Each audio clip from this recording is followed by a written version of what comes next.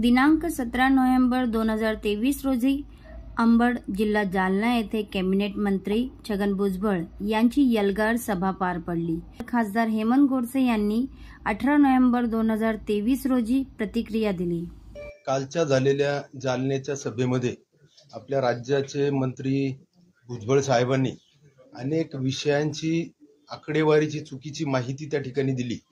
आणि त्यामुळे संपूर्ण महाराष्ट्राच्या जनतेमध्ये गैरसमज पसरलेले असून अनेक विषयांमध्ये त्यांनी जहाल वक्तव्य मराठी समाजाच्या विरोधामध्ये केलं आणि मराठी समाजाच्या लोकांना डिवचण्याचं काम त्यांनी केलं आणि म्हणून ते त्यांनी कुठेतरी थांबवावं।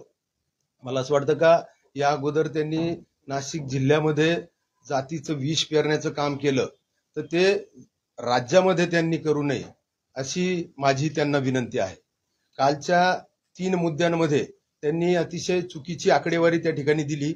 त्यामध्ये आपण जर सर्वांनी त्या ठिकाणी त्यांचं भाषण ऐकलं असेल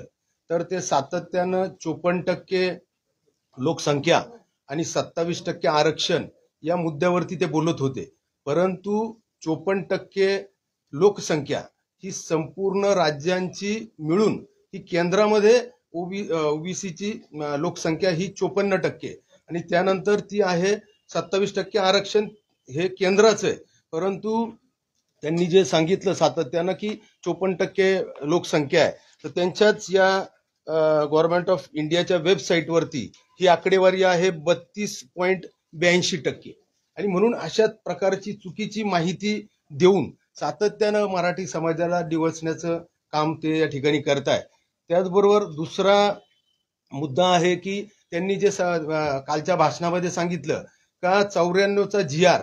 मला असं वाटतं का त्या 94च्या GRच्या अगोदर जे 92ला आपल्या इंदिरा साहनी आयोगाने व्हर्सेस युनियन गव्हर्नमेंट या 9 बेंचेसचे न्यायमूर्ती यांनी एक आदेश त्या ठिकाणी काढला होता का 92 नंतरचे जे पण आरक्षणा इतर मागास प्रवर्गामध्ये ज्यांना पण इन्क्लूड करायचं किंवा त्यांना एक्सक्लूड करायचं तर यासाठी 4 महिन्याच्या आत आयोग स्थापन करावा आणि त्यानंतरच त्यांना आरक्षण द्यावं किंवा नाही, इन्क्लूड करावं किंवा एक्सक्लूड करावं अशा प्रकारची निकाल त्या ठिकाणी दिलेला आहे। परंतु मला भुजबळ साहेबांना हे विचारायचं आहे की 94ला जो GR काढला तर त्याच्या आधारावरती तो बेकायदेशीर होता, घटनाबाह्य होता आणि मग त्यांनी त्या GRला गृहीत धरून काल सांगितलं का हा GR माझ्या घरचा नाही तर हा शासनाचा आहे। तर मला हाच प्रश्न त्यांना विचारायचा आहे का जर 92ला इंदिरा साहनी आयोगाने जर तसा निकाल दिलेला होता तर मग 94चा GR हा गृहीत कसा धरला गेला। आणि म्हणून मला असं वाटतं का अशा चुकीच्या माहित्या देऊन हा गैरसमज ते या ठिकाणी पसरवत आहे। त्यानंतर तिसरा माझा मुद्दा आहे की ओबीसी मध्ये जवळजवळ 346